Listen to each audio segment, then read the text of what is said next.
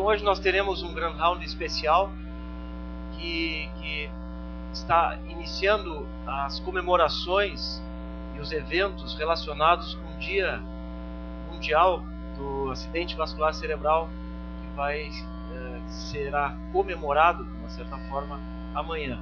E é um assunto que vale a pena ser comemorado frente à grande evolução nos últimos anos do tratamento. Eu lembro quando eu era residente que nós não tínhamos muito, a pessoa tinha um acidente vascular cerebral e nós não tínhamos muito para oferecer em termos de tratamento e melhorias. Então, e hoje em dia as coisas mudaram muito, vocês vão ter a oportunidade de visualizar esse processo todo de implantação de um sistema de atendimento a pacientes com acidente vascular cerebral.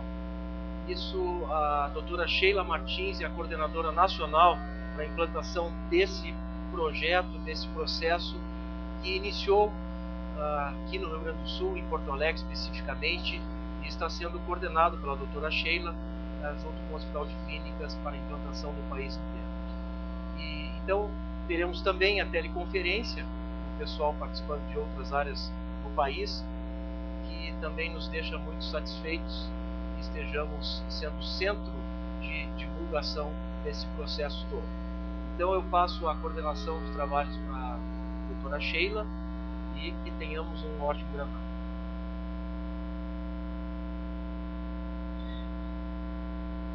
Bom dia a todos. Bom, então nós vamos começar com o Dr. Otávio Marques Pontes Neto, que é doutor em Neurologia Vascular pela USP de Ribeirão Preto e professor da Neurologia da Faculdade de Medicina de Ribeirão Preto.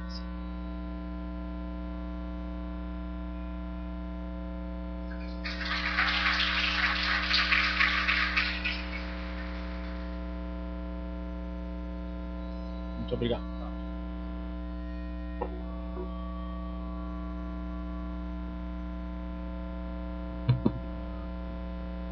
Bom dia a todos. É um prazer vir aqui a Porto Alegre.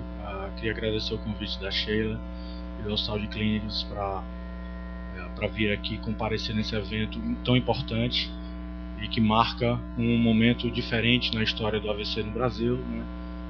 Nós estamos vivendo um momento de grandes transformações na forma como o AVC vem sendo atendido em todo o país, provavelmente aí com uns 10 ou 15 anos de atraso em relação aos países do primeiro mundo, mas isso está acontecendo no Brasil e, na verdade, vir a Porto Alegre é uma honra, porque, na verdade, Porto Alegre em neurovascular é conhecida como a Houston brasileira, né, Sheila? Vocês conseguiram aí ao longo dos anos integrar uma rede de atendimento ao AVC que tem sido exemplo para o atendimento ao AVC no país, e eu queria dar mais uma vez os parabéns à doutora Sheila Martins e ao doutor Maurício Friedrich, que são os pioneiros nessa área de doença cerebrovascular aqui em Porto Alegre. Bem, nós vamos tentar abordar um pouco hoje do que existe de evidência sobre o atendimento, evidências científicas para o atendimento ao acidente vascular cerebral no Brasil e tentar discutir um pouco como essas evidências podem ser aplicadas na prática clínica.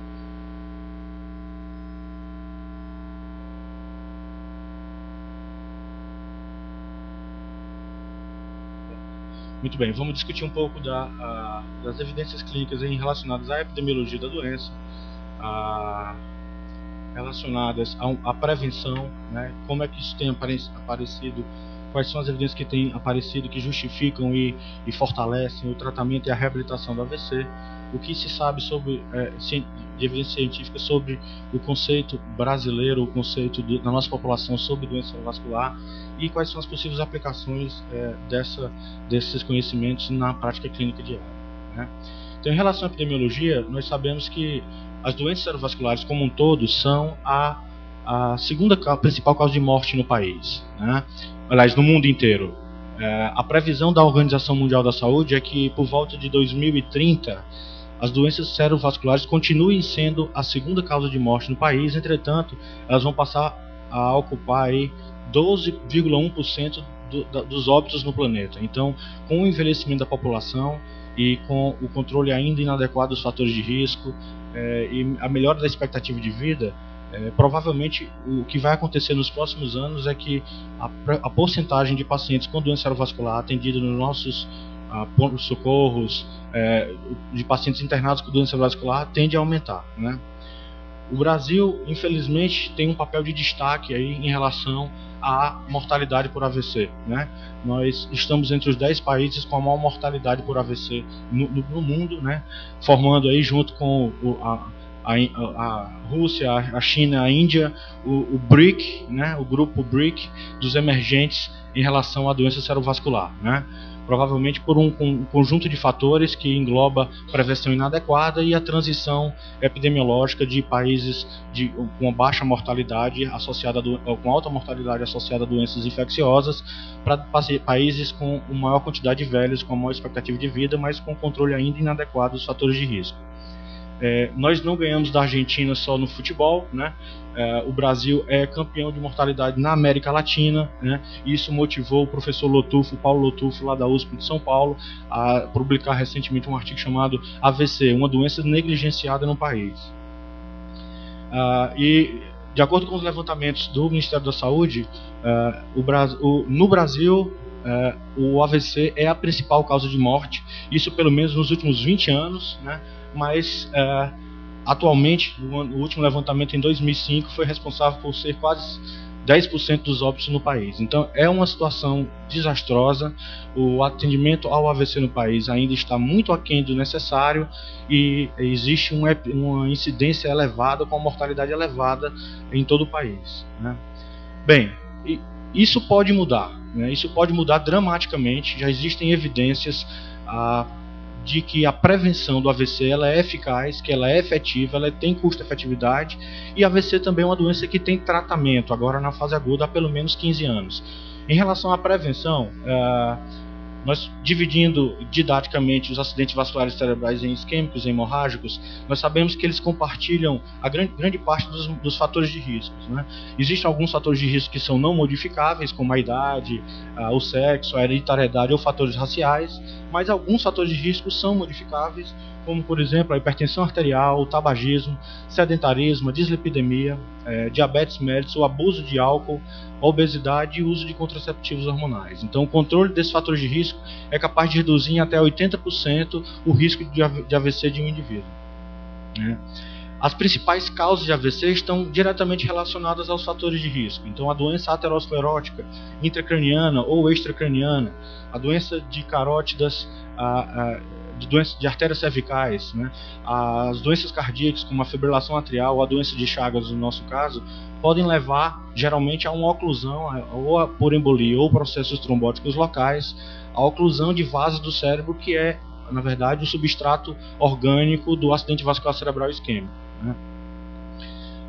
E a prevenção do AVC, ela já existe a história, ela já existe na história como evidências científicas há pelo menos 30 anos. Né? O primeiro trabalho que mostrou uma estratégia para a prevenção de AVC foi publicado em 1978, que foi o uso de antiagregantes. A aspirina entrou no tratamento do AVC só na década de 70, no final da década de 70. Ainda a arterectomia para estenose carotídea nos estudos NACET e SCST foi aprovada com nível 1A de evidência em 1991. A anticoagulação para fibrilação atrial foi comprovada em 1993 como uma estratégia de prevenção secundária para AVC. O uso de antihipertensivos em 2 grandes estudos, o Progress e o Hope, entrou no arsenal terapêutico em 2001, e em 2006, com o estudo Sparkle, uma nova estratégia foi inaugurada, que é o uso de estatina na prevenção secundária de AVC. Então não se justifica dizer que AVC não tem prevenção. Já existe há pelo menos 30 anos estratégias de prevenção comprovada na redução do risco do acidente vascular cerebral e da sua recorrência. Em relação ao tratamento, na verdade o que aconteceu nos últimos anos foi uma grande revolução no tratamento do AVC, né? Como o Dr. Sérgio falou agora há pouco, nós há 30 anos atrás, 20 anos atrás, quando um paciente com AVC chegava no pronto-socorro, provavelmente ele era colocado numa maca, ele recebia um soro fisiológico, talvez uma dose de aspirina, e era feita uma tomografia, e a sua internação era numa enfermaria como essa, uma enfermaria calma, tranquila, onde a semiologia era o aspecto mais interessante daquele caso, e a investigação, ele ficava internado basicamente para fazer a investigação etiológica. Então, o que se fazia para AVC basicamente era prevenir um segundo derrame e fazer a investigação da causa daquele derrame, né? Dificilmente existia uma estratégia mais apurada para tratar AVC, e era esse o cenário da neurologia, e daí vem a fama de que o neurologista muitas vezes faz diagnósticos brilhantes e não trata muita coisa, né? Então, essa fama não é mais justificada, porque, na verdade, essa realidade hoje em dia ela não é mais aceitável, né? Hoje em dia já existem pelo menos 4 tratamentos que são nível 1A de evidência para acidente vascular cerebral, né? O primeiro deles é a trombólise endovenosa, agora com a janela até 4 horas e meia, né? O segundo, a unidade de AVC, que é um local do hospital específico para o tratamento do AVC, que é capaz de reduzir tanto a morbidade intra-hospitalar contra a mortalidade. A aspirina, que entra na fase aguda nas primeiras 4 semanas, e é o único antiagregante que tem um papel já documentado para esse fim, mas ele entra na prevenção da recorrência precoce e não para tratar aquele AVC que aconteceu, apesar de um efeito pequeno, mas é um efeito significativo. Então, nas primeiras 4 semanas a aspirina deve ser dada. E a craniectomia descompressiva para pacientes que têm um edema maligno secundário a um AVC de artéria cerebral média. Entretanto, esse procedimento ele é um dos procedimentos mais efetivos na redução de mortalidade na medicina. Ele baixa a mortalidade de 80% para 27%. Entretanto, ele só é indicado em menos de 2% dos pacientes com AVC, que são aqueles que evoluem com AVC cerebral médio. Então, a gente vai se deter principalmente na trombólise endovenosa e na unidade de AVC, né? Os trabalhos que justificam e que dão esse caráter de evidência de nível 1A para a trombólise endovenosa são basicamente 2 trabalhos importantíssimos que foram publicados no New England Journal of Medicine. O primeiro deles é esse estudo que todos vocês conhecem, um estudo que foi publicado em 1995, em 14 de dezembro de 1995. Esse estudo do NINDS modificou radicalmente o tratamento do AVC no mundo inteiro. A partir desse estudo, esse estudo mostrou que o uso de uma droga endovenosa, uma droga que é um trombolítico, que é o TPA, ele é administrado até 3 horas do início dos sintomas por via endovenosa, ele era capaz de desobstruir a artéria do cérebro que estava entupida e capaz de aumentar em até 30% o número de pacientes que fica completamente curado ou sem incapacidade importante em 3 meses. Então, isso foi uma verdadeira revolução no tratamento do AVC, mas é acompanhado de um risco de hemorragia cerebral de aproximadamente 6%, que se comprovou em outros estudos subsequentes, mas que provavelmente é menor ou inferior a esse 6%, algo em torno de 2 a 3% de hemorragia sintomática. E esses estudos, na verdade, foram um impulso. Esse estudo foi um impulso para a criação de diversos centros para tratamento de AVC em todo o mundo, e é assim que a doença é tratada, principalmente nos países do primeiro mundo, né? O segundo estudo, que veio agora publicado em 2008, também no New England, um estudo que foi o estudo ECAS-3, conseguiu prolongar essa janela de 3 horas para 4 horas e meia, né? Então, a trombólise feita até 4 horas e meia, ela também é efetiva e ela consegue aumentar com um odds ratio de 1,34 a chance de o paciente apresentar completamente curado ou com incapacidade mínima em 90 dias, com uma segurança semelhante ao tratamento até 3 horas. Bem, então só para fazer um paralelo em relação ao tratamento trombolítico para IAM e o tratamento para AVC, todos nós sabemos que um paciente que tem dor no peito hoje procura rapidamente o hospital porque ele já acredita que infarto agudo do miocárdio tem tratamento, né? E na verdade as evidências suportam essa concepção, né? Mas é necessário tratar 33 pacientes com infarto agudo do miocárdio para evitar uma morte, e esse tratamento ele é amplamente aceito pelo meio médico e pela população, né? Em relação ao AVC, só para fazer uma analogia, basta eu tratar 7 pacientes com AVC dentro das primeiras 3 horas para evitar uma morte ou uma incapacidade grave, e até 14 pacientes para evitar uma morte e incapacidade entre 3 e 4 horas e meia. Então dessa forma dá para observar o benefício substancial do uso do trombolítico, né? É importante citar que, apesar de nós termos 4 horas e meia para tratar o paciente com AVC, quanto antes ele for reperfundido, melhor. Então, tempo é cérebro, porque o benefício da medicação ele diminui com o tempo, porque se eu recanalizar essa artéria depois de muito tempo, grande parte da área de penumbra do cérebro que estava sofrendo com a isquemia, ela já morreu e não tem mais muito o que eu salvar. Então, não é porque eu tenho 4 horas e meia que eu vou esperar para tratar o paciente com um acidente vascular cerebral isquêmico. Na verdade, para eu conseguir administrar o tratamento trombolítico nas primeiras 4 horas e meia, isso requer uma organização que vai além dos limites do hospital. O hospital, além de se organizar, ele precisa interagir com outras entidades pré-hospitalares, com o SAMU, com o serviço de transporte dos pacientes, organização de hierarquização de uma rede de atendimento regional. Então não existe outra saída, não adianta o Hospital de Clínicas de Porto Alegre ser o melhor hospital em AVC na região se ele não está articulado com outros hospitais da região e assim o Brasil inteiro, né? Então o papel do SAMU, do atendimento pré-hospitalar, nessa triagem do atendimento inicial é fundamental, né? E dentro do hospital, a realidade não pode ser uma realidade caótica. O paciente com AVC não pode chegar num hospital que esteja despreparado para recebê-lo. Ele tem que chegar num hospital que esteja já preparado, pronto para recebê-lo, para que as coisas caminhem de uma forma adequada e ele consiga receber o tratamento trombolítico dentro da janela terapêutica, né? Então, a melhor analogia é com um pit stop de um carro de Fórmula 1. Né? A gente tem que estar preparado, já todos prontos para receber o paciente com AVC, cada um sabendo o que vai fazer, relacionados à neuroimagem, o neurologista, a enfermeira, o time multidisciplinar, para que esse tratamento seja feito de uma forma adequada, da maneira como é capaz de reduzir a mortalidade, reduzir a incapacidade na fase aguda. Um outro ponto importante é a unidade de AVC. A unidade de AVC é uma intervenção que tem uma magnitude de impacto tão grande ou maior do que o tratamento trombolítico.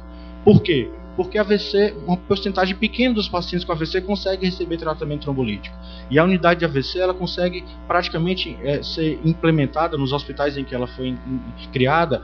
Ela pode ser oferecida a todos os pacientes com AVC e ela é capaz de reduzir o risco relativo de dependência funcional em até 29%. Redução de custo hospitalar em torno de 14%, então para os administradores hospitalares, para os planos de saúde, isso tem um impacto muito importante. Impacto no tratamento semelhante ao RTPA e é uma recomendação nível 1A da grande maioria dos guidelines, inclusive da diretriz brasileira passada e da diretriz que vai sair agora em 2010. Desculpa. A unidade AVC é capaz de promover uma mobilidade precoce do paciente, redução das complicações, um estímulo precoce à plasticidade neuronal que vai favorecer uma reabilitação melhor do paciente aos seus déficits e uma preparação para um cuidado domiciliar e a reinserção desse paciente na comunidade novamente com melhora da sua qualidade de vida. Então esses são os objetivos de uma unidade AVC, né? Entretanto, tudo isso não funciona se o paciente não chega no hospital a tempo. Então, a educação da população é fundamental. Então, nós recentemente publicamos no Stroke um estudo que visava fazer um diagnóstico do conceito leigo da população sobre AVC no Brasil.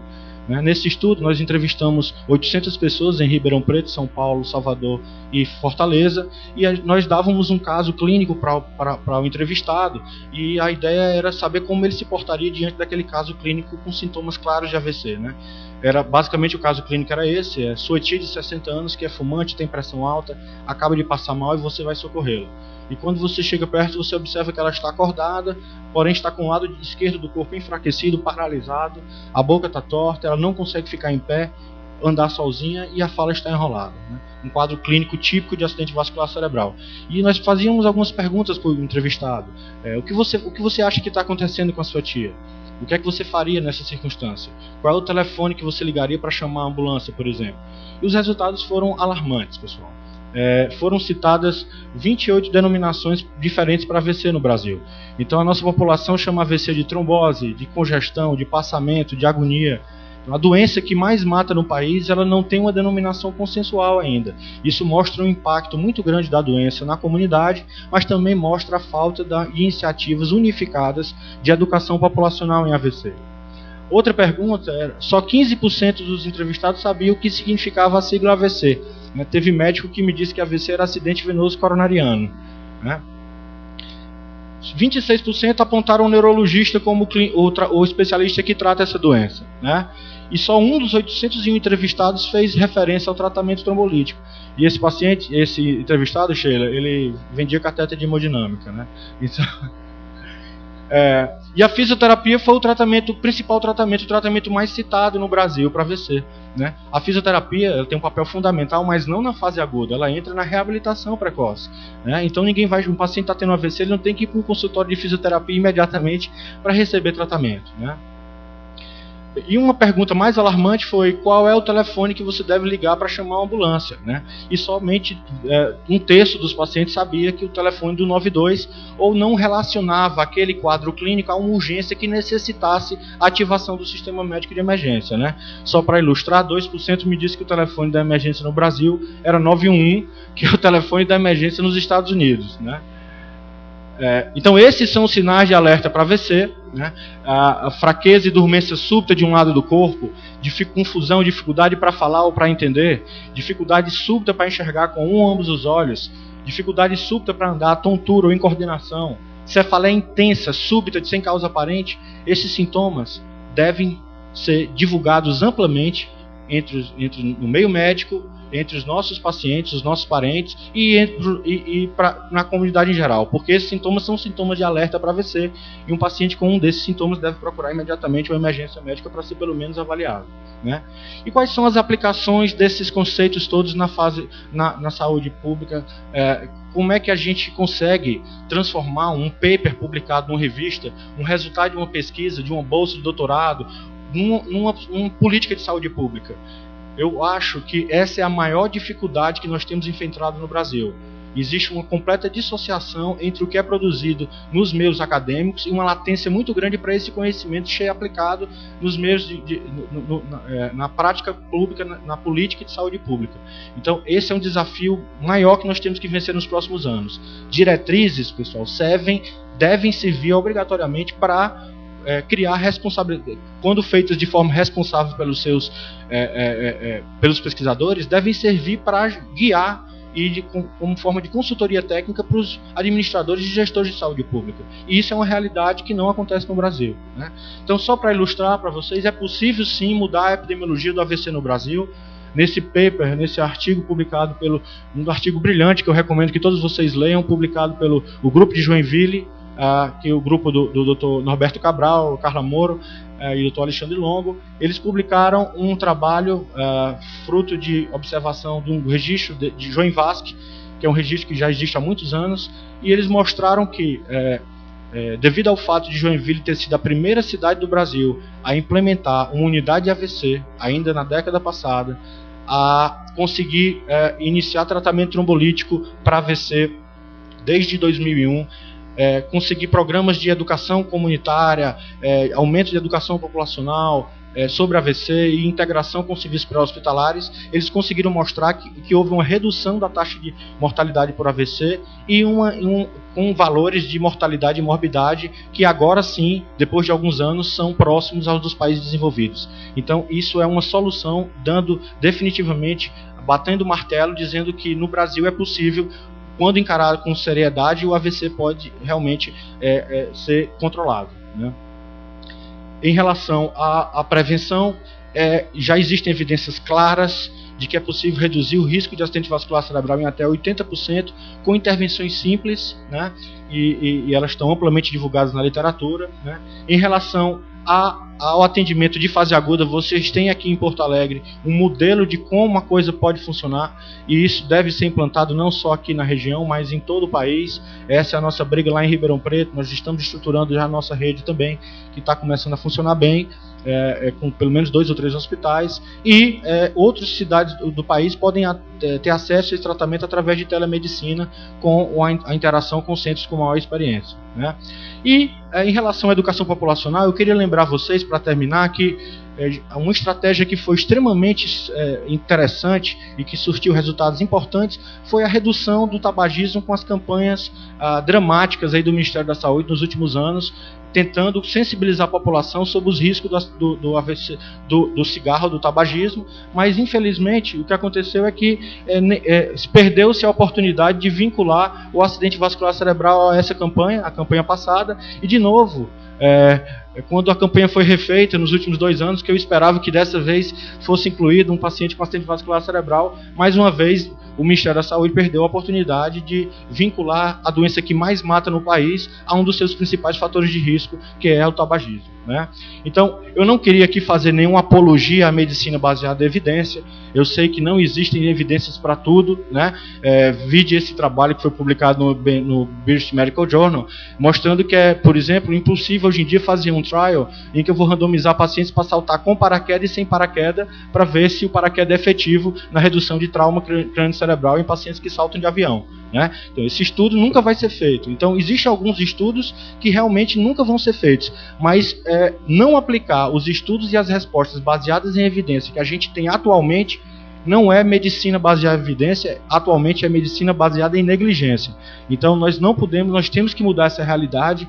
O Brasil não pode mais atender AVC da forma como ele atendia há 20 anos atrás. O que a gente quer hoje em dia é usar as respostas que a gente obteve dos estudos clínicos e transformar isso em política de saúde pública e assim mudar a forma como o AVC tem sendo tratado no Brasil. Era basicamente isso que eu tinha para dizer para vocês e eu convido vocês a visitar o site da Rede Brasil AVC. Muito obrigado.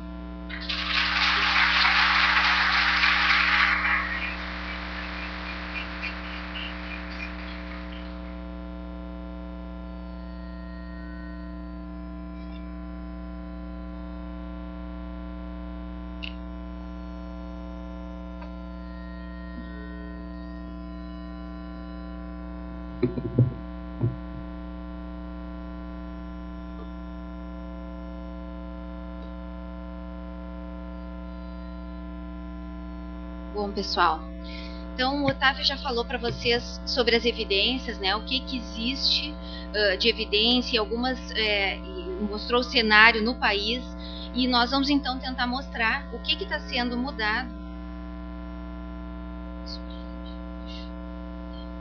O que está sendo feito no Brasil para mudar essa realidade de primeira causa de mortalidade e primeira causa de incapacidade. Nós sabemos que a melhora da assistência do AVC tem que acontecer em vários níveis. Então nós precisamos mudar toda essa cadeia para que ela funcione, para modificar o impacto. E começar por onde, então? A nossa ideia é começar pela organização hospitalar, pelo tratamento agudo do AVC, porque é onde o paciente está chegando com a doença. Então, organizando a fase aguda do tratamento e depois treinando o pré-hospitalar para levar esse paciente para o local preparado e adequado, e depois disso, então, prevenção secundária, reabilitação e reconhecimento da população. O problema não é a falta de evidência, sim a falta de implementação. O Otávio já falou isso. As evidências estão aí e fazem uma grande diferença quando são implementadas, e é isso que a gente precisa começar a fazer. Por isso, então, e vendo que o Brasil, até 2008, tinha aproximadamente 35 centros no país, entre públicos e privados, organizados para atender o AVC agudo. Os verdes são os hospitais públicos. Nós formamos, então, unindo esse grupo de pessoas que individualmente vinham trabalhando para desenvolver o atendimento do AVC, melhorar o atendimento do AVC, unimos esses centros e esse grupo formando a Rede Brasil AVC para tentar, então, disseminar o atendimento do AVC, o número de centros e a rede de atenção ao AVC para os hospitais públicos e para o restante do Brasil, onde não tinha absolutamente nada. Tudo ligado a um rápido resgate pelo SAMU. Então, a Rede Nacional de Atendimento ao Acidente Vascular Cerebral foi iniciada para implementar um programa de atendimento ao paciente, visando contemplar todos os níveis de atenção, reconhecimento da população, atendimento hospitalar, pré-hospitalar, reabilitação e prevenção, mas começando com a organização da fase aguda e, a partir da fase aguda, a implementação, então, de todo um programa, uma política de atenção ao paciente. O manejo de fase aguda, o Otávio já falou, consiste, então, na criação de unidades monitoradas para atender esse paciente com segurança e, de preferência, poder atender todos os pacientes com AVC, e o tratamento específico do AVC isquêmico com RTPA, num curto período de tempo para recanalizar o vaso e salvar a área de penumbra. Nós sabemos que a trombólise endovenosa é o único tratamento aprovado para AVC isquêmico. O benefício está comprovado nos ensaios clínicos e no mundo real. O benefício até 4 horas e meia já demonstrado, custo-efetividade comprovada, mas para isso a gente depende de um atendimento rápido, protocolos bem definidos, equipe treinada, num ambiente seguro e monitorado.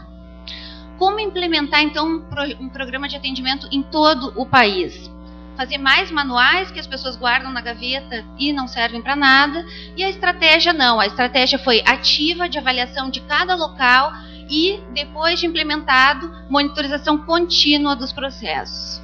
E a partir disso, educar a população para que ela saiba o que é o AVC, quais os sinais precoces, o que fazer quando a pessoa tem um AVC e prevenir para não ter um novo evento.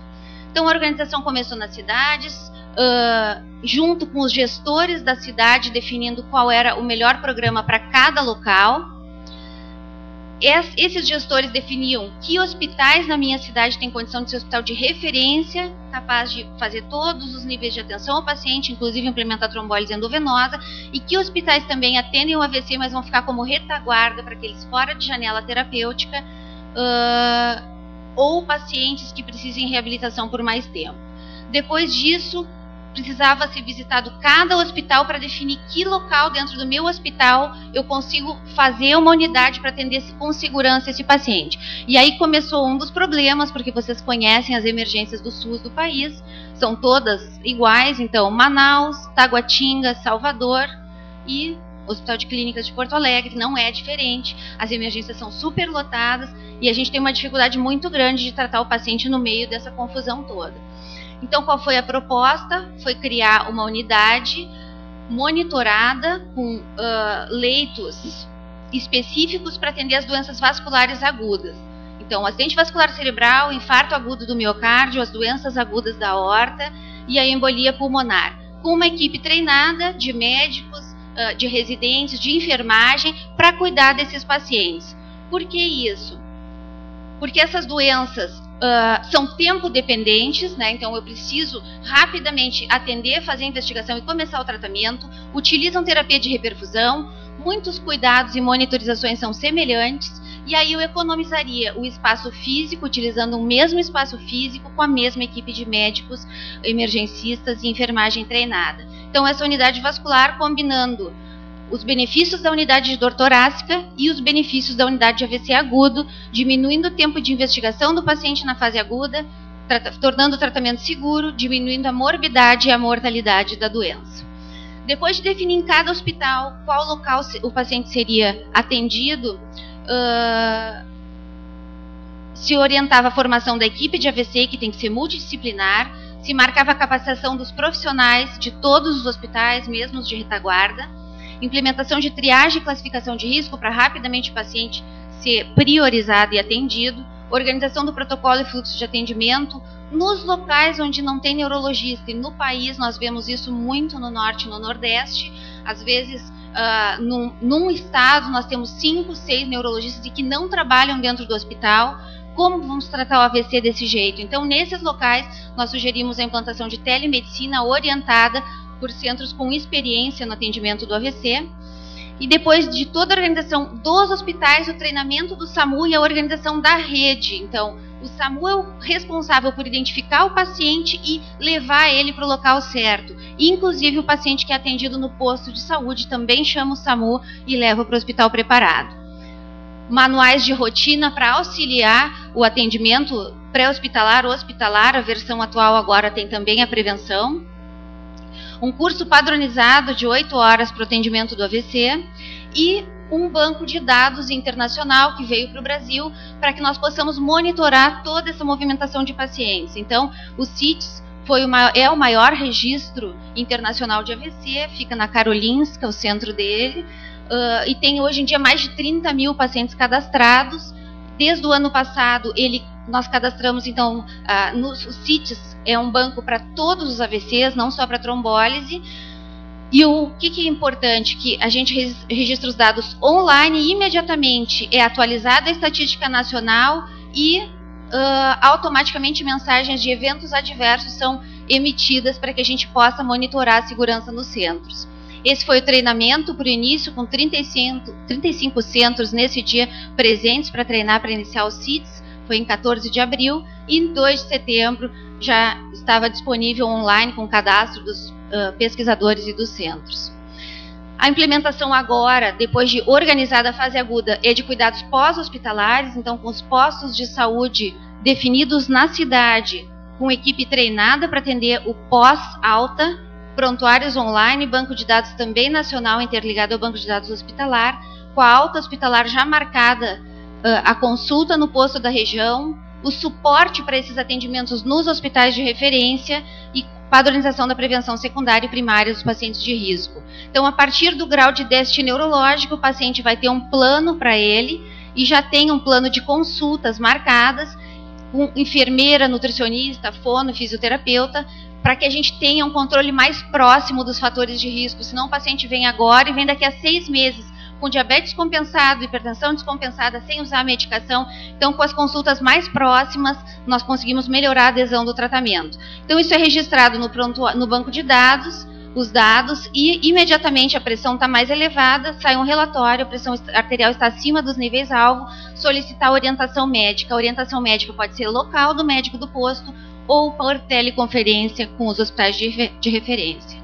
O resultado do piloto no Rio Grande do Sul desse projeto nacional, nós já tínhamos 2 hospitais atendendo o sistema público, clínicas atendendo só o SUS, a PUC atendendo parcialmente o SUS nos últimos anos, o Hospital Mãe de Deus, que começou também em 2002, privado. O que foi feito primeiro? Então, implementado o primeiro hospital no Brasil a atender pacientes com AVC por telemedicina, tratando então trombólise por telemedicina no pronto-socorro de Canoas, depois incluído o Hospital Conceição, que é um grande hospital da cidade, para atender a fase aguda, e a partir de 26 de janeiro desse ano, então, nós passamos a ter 4 hospitais em funcionamento atendendo o SUS. A Secretaria Estadual de Saúde comprou a medicação para colocar nestes 3 hospitais para que eles funcionassem a pleno, e o Hospital de Clínicas continuou pagando o tratamento para os seus pacientes. Além disso, o Hospital Beneficência Portuguesa entrou como retaguarda para o AVC hemorrágico, e a unidade São Carlos, que é uma unidade nova dentro do Hospital Beneficência Portuguesa e faz parte da filantropia do Mãe de Deus, com 20 leitos para atender o AVC fora de janela terapêutica e para reabilitação. E o próximo a entrar na rede de retaguarda é o Hospital Parque Belém, que deve entrar inicialmente com mais 10 leitos de retaguarda. O piloto da telemedicina mostrou um excelente resultado, foi inaugurado na metade do ano passado, não tem neurologista, tem neurocirurgiões e emergencistas. Eles trataram 35 pacientes em 12 meses, 58% com recuperação completa, 5% de óbitos, que está excelente, e só um paciente teve hemorragia cerebral sintomática. Aqui o principal resultado em termos de modificação de sistemas de atendimento. Na unidade vascular, o que mudou? O paciente que chegava no hospital antes da unidade vascular, suspeita de AVC, ele ficava na sala de espera e era atendido por ordem de chegada. Ficava 6 horas esperando o primeiro atendimento. Depois era solicitada a tomografia sem critério de prioridade, 12 horas até a tomografia. AVC confirmado, ele recebia AS infantil e ia para a sala de observação.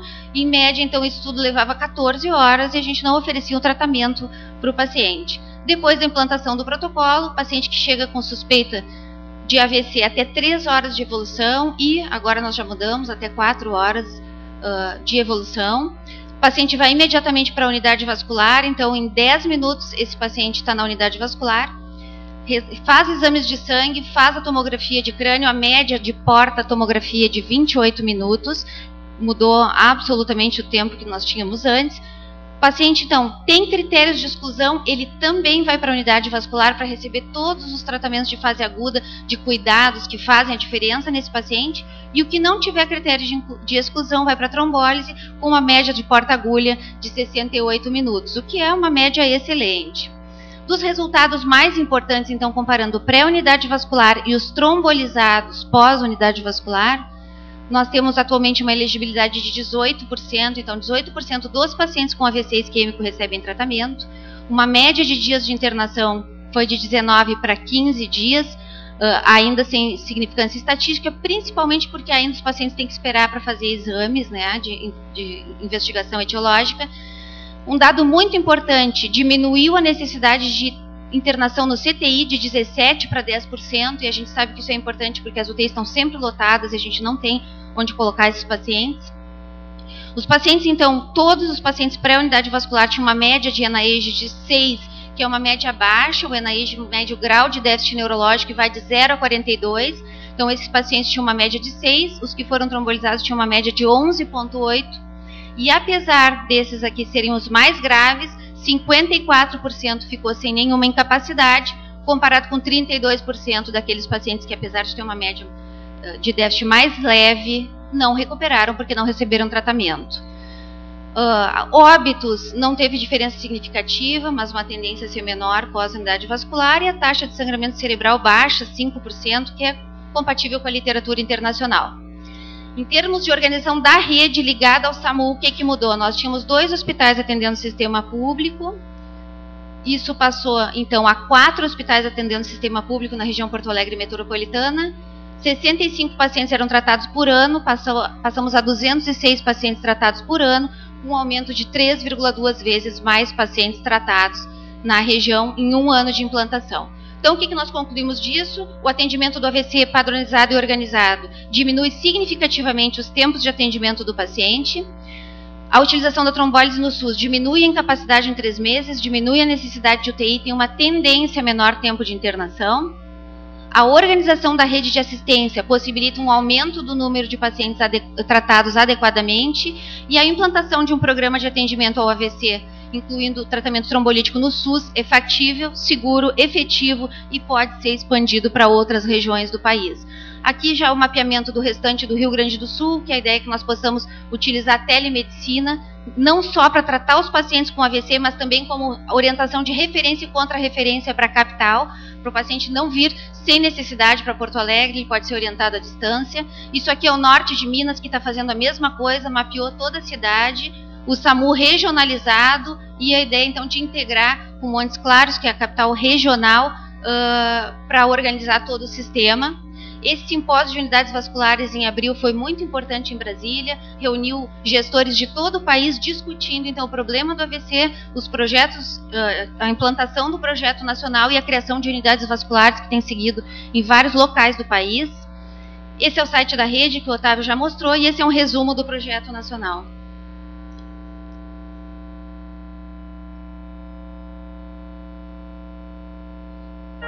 You kick up the leaves and the magic is lost. Tell me your blue skies fade to gray, and tell me your passions gone away, and I don't need no carrying on. You stand in the line just to hit a new love. You're faking a smile with the coffee and go. And tell me your life's been way offline. You fall to pieces every time, and I don't need no carrying on. Cause you had a bad day, you take it one down, you sing a sad song just to turn it around. You say you don't know, you tell me don't lie, you work at a smile and you go for a ride. You have a bad day, the camera don't lie, you come back down and you really don't mind. You have a bad day, you have a bad day.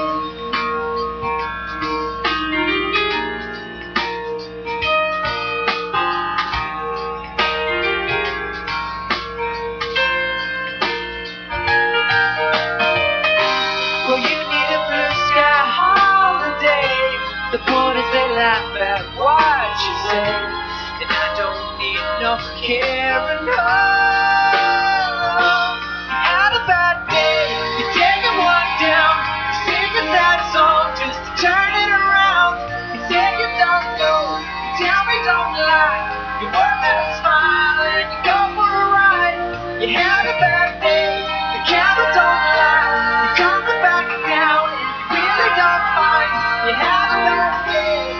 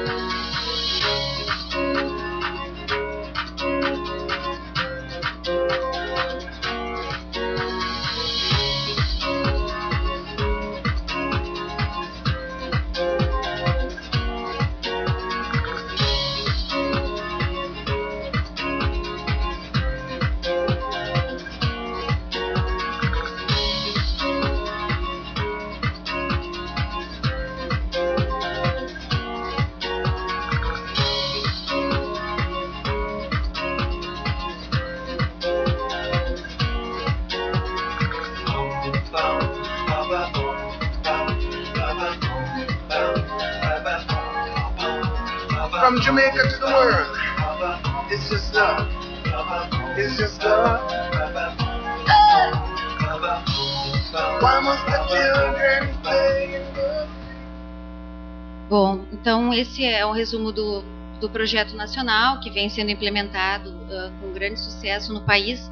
Só passa mais uma, por favor. Eu não estou conseguindo fazer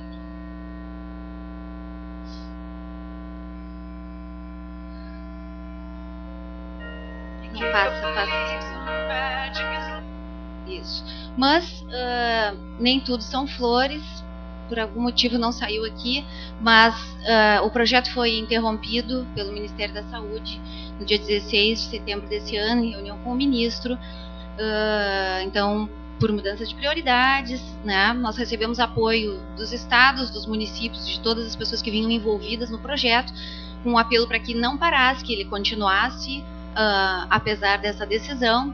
Uma semana depois foi acionado o Ministério Público, acionou o Ministério da Saúde a justificar por que é inviável o tratamento do AVC no SUS. Então, esse foi a publicação que saiu a respeito. E, na verdade, o projeto não vai parar, ele é apoiado por todas as sociedades nacionais e internacionais. Eu sou representante da World Stroke Organization no Brasil, que está solicitando que o projeto nacional do Brasil seja um modelo para outros países em desenvolvimento.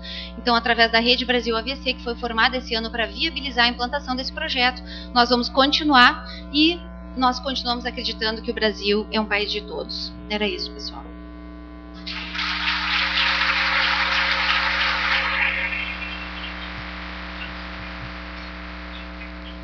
E agora, então, vai entrar o Dr. Jamari de Oliveira, que vai nos falar, que é vice-presidente da Sociedade Brasileira de Doenças Cerebrovasculares, doutor em Neurologia Vascular e professor da Unidade Federal da Bahia, que está nos assistindo em teleconferência e vai nos falar, então, das perspectivas do AVC no país daqui para frente.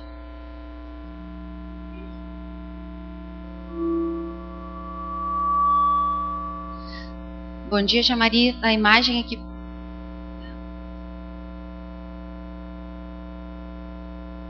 Certo.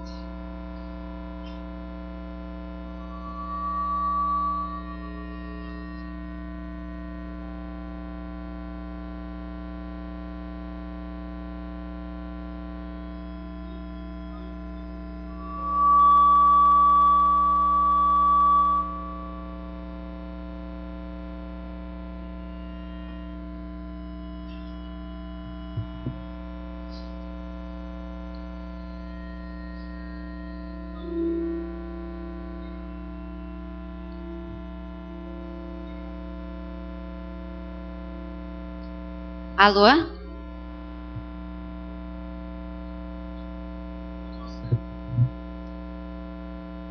Professor, bom dia. Por gentileza, o senhor poderia baixar um pouquinho mais o seu microfone? O seu som está muito alto. Pouca coisa. Obrigado. Eu acho que agora deu, Jamari.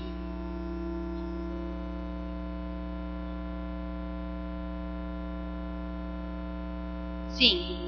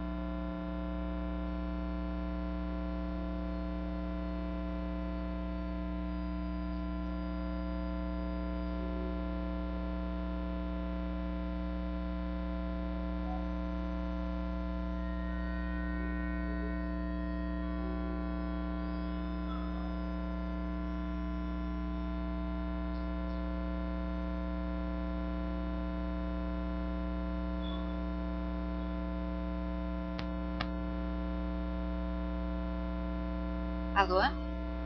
Ele vai projetar agora.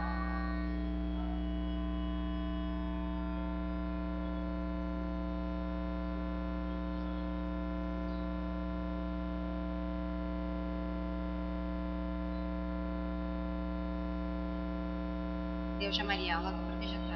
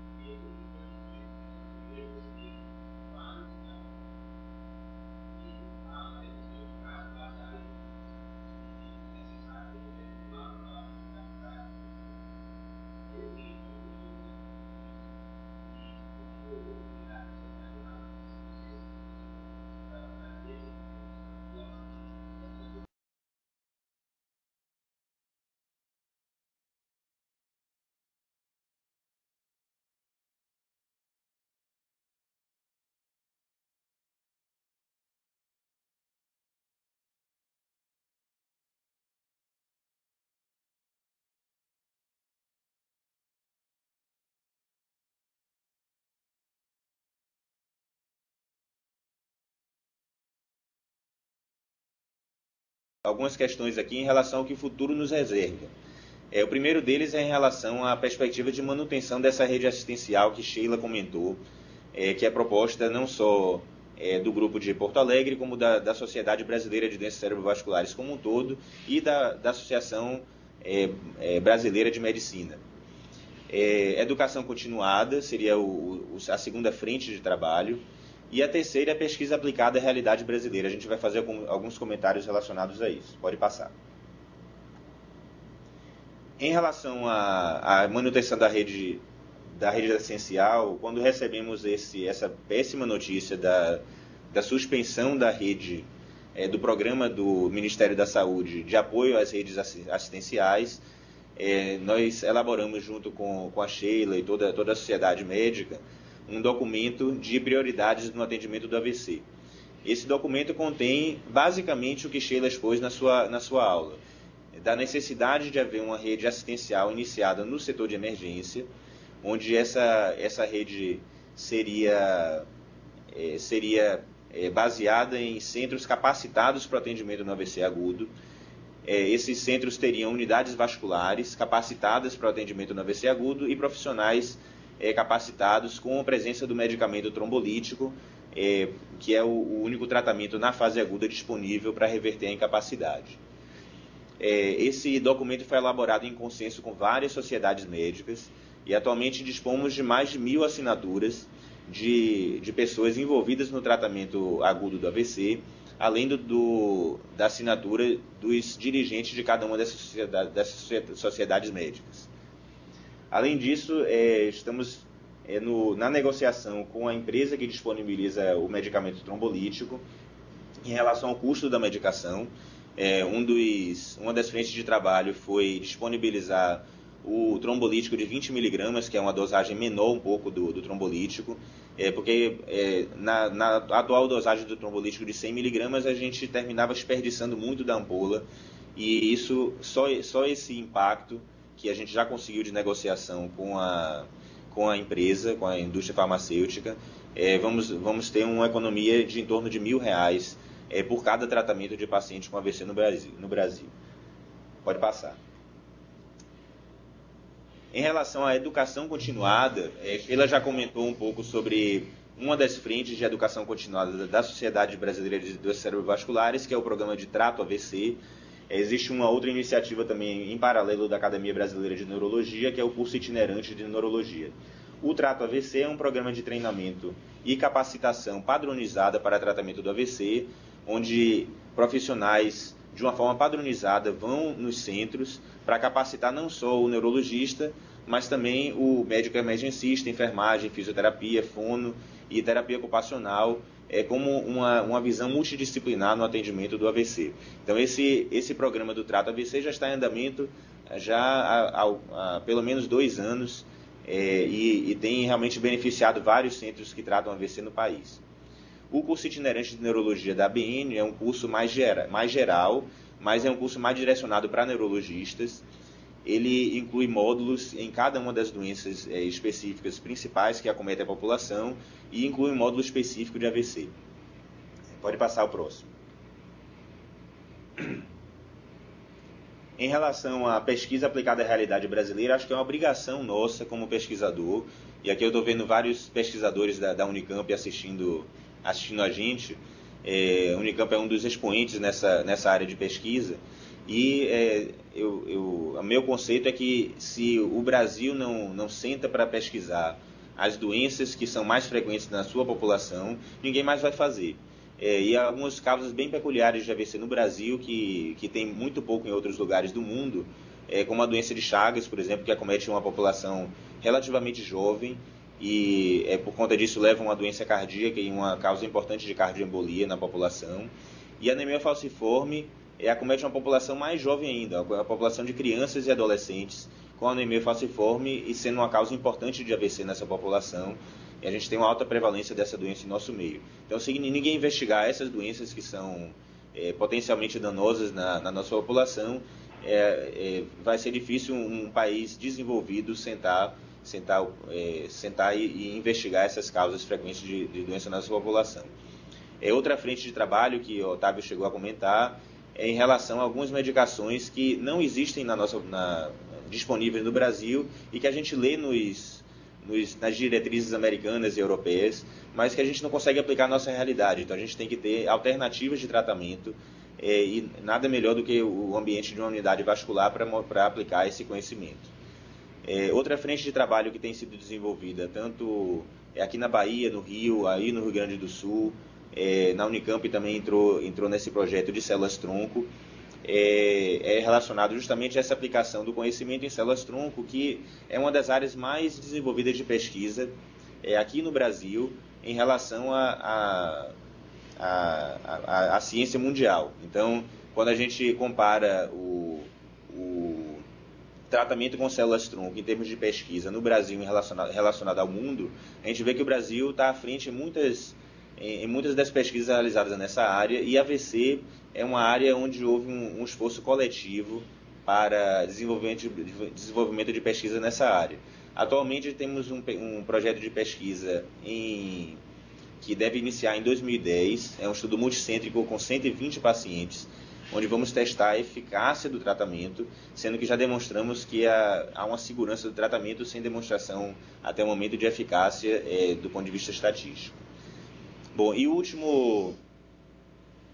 último dado relacionado à pesquisa que eu queria comentar é o estudo da custo-efetividade da rede assistencial, que é o registro já comentado por Sheila do estudo CITES.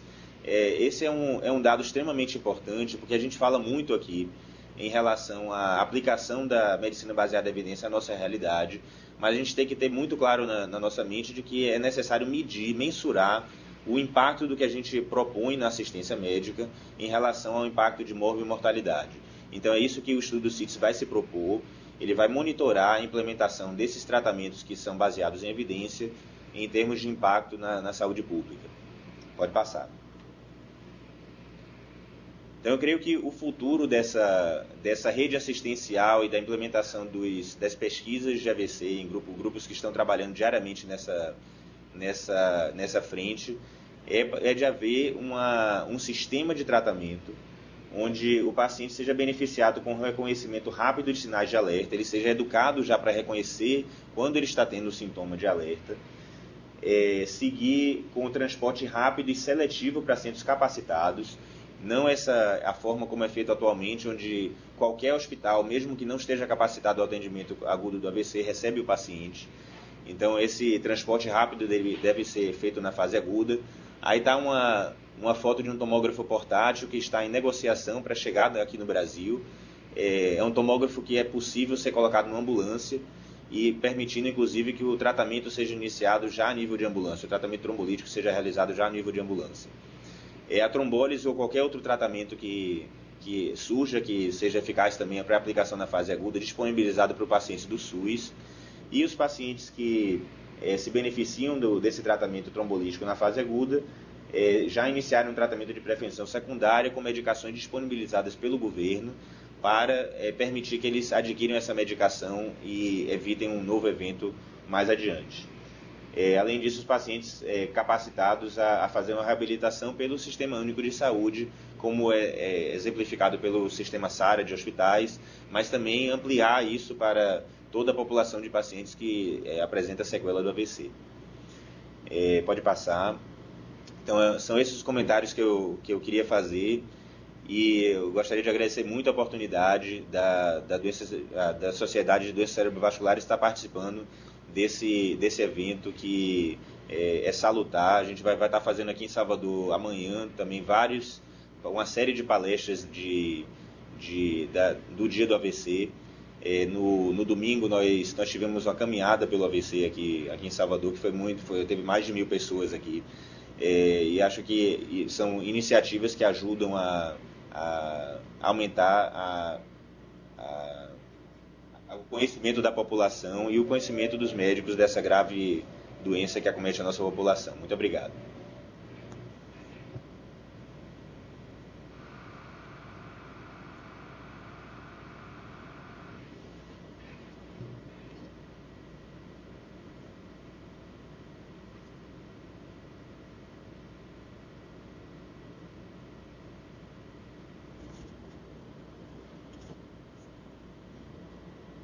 Eu sou o Antônio Falcão, eu sou aqui da Unicamp, e vocês estão me ouvindo bem?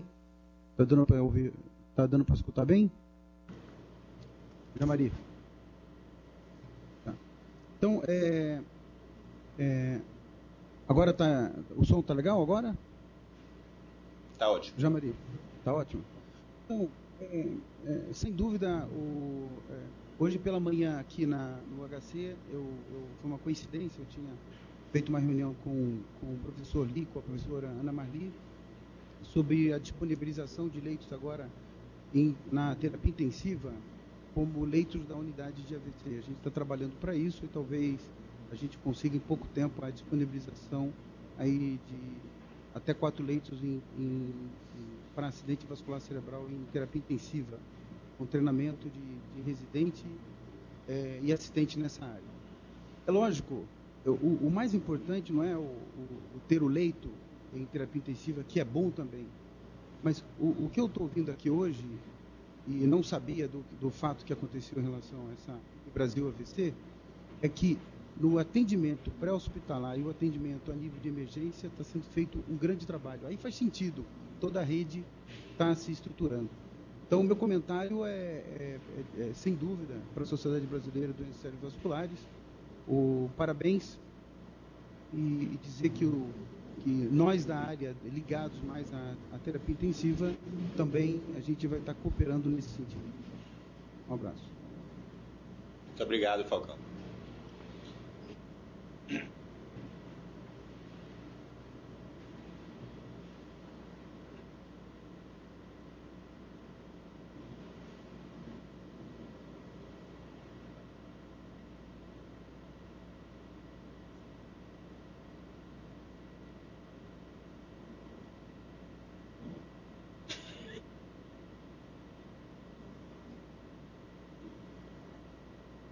Muito obrigado, Sheila.